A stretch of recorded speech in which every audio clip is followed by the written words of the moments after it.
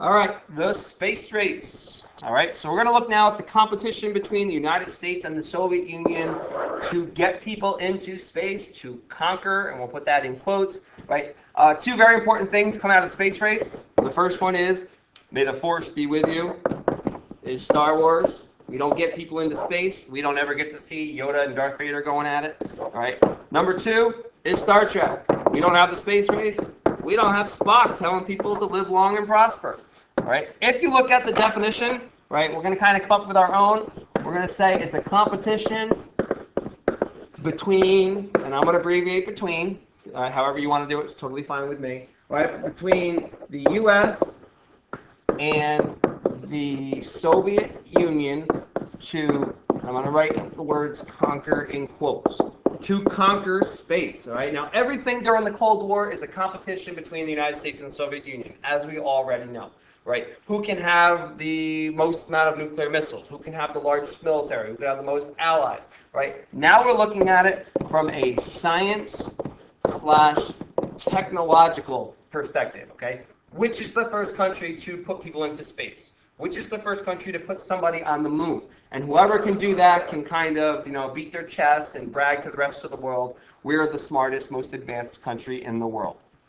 All right? So the very first event. And this is kind of like the signal that the space race is on. So if you think of like a track meet, the starter shooting the pistol or yelling, on your mark, get set, go, right? The Soviets, by launching the satellite Sputnik into space, they pretty much send a message to the United States that they are further ahead in the technology race. And it basically sends shockwaves all throughout the United States, like, oh, we are losing the space race. We're not as smart or not as advanced as the Soviets, right? So now all of a sudden the U.S. is going to start focusing massive amounts of money and attention on education, math and science to try and catch up to the Soviets, right? So that they don't lose that competition to the Soviets as well. So one of the first things the United States does is they form NASA, which we are all well aware of, whether it's video games or movies, right? The National Aeronautics and Space Administration.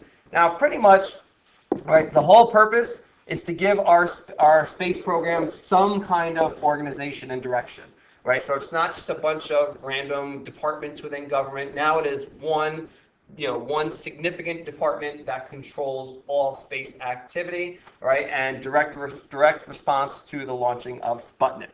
Right, the focus first is to get people into space, right? Then it's ultimately going to shift to get people to the moon. All right, so the next focus becomes it's a race to get people into space. And again, the Soviets are going to win that race as well. So the Soviets are going to be the first person to put a human into space.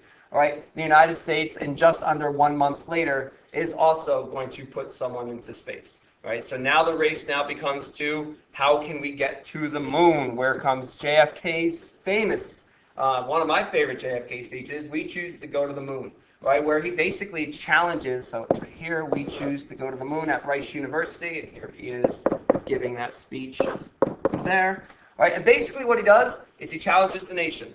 Right, he says before this decade is out, we need to get a man to the moon and return him safely to Earth. All right, and you're going to see that ultimately the American people, NASA, the government, is going to respond to that challenge successfully. And on July 20th, 1969, we are able to put people on the moon and safely return them to Earth. Now, it's also important to note that there were multiple Apollo missions. All right, and these were the NASA programs to study the moon, get people to the moon. Right, so you have multiple missions, right, to get to the moon. Right, it's important to know that all of them, except for Apollo 13, are going to make it to the moon. Apollo 13 is going to have a massive explosion in their oxygen tanks.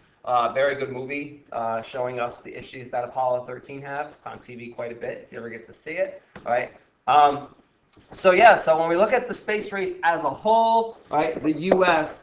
is going to win the space race, right? Some people say that the space race ends when we get people to the moon. Other people say that the space race ends when the United States and the Soviet Union start working together, right, in space exploration. But either way you look at it, the U.S. was the first one to get people to the moon and bring them back.